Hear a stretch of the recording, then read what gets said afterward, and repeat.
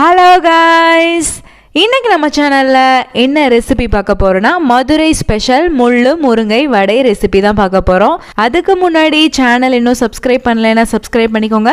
வாங்க வீடியோக்குள்ளே போகலாம். ஃபஸ்ட்டு வந்து புழுங்கல் அரிசி எடுத்து வச்சுக்கோங்க. அதனால் 3 மணி நேரம் நல்லா ஊற வச்சு எடுத்துக்கலாம். அதுக்கப்புறம் உளுந்தை வந்து தனியாக 2 மணி நேரம் ஊற வச்சு எடுத்துக்கலாம். இப்போ வந்து முள்ளு முருங்கை கீரை எடுத்துக்கோங்க. அதில் இருக்க நரம்பெல்லாம் தனியாக எடுத்துட்டு இலையை மட்டும் தனியாக வச்சுக்கோங்க.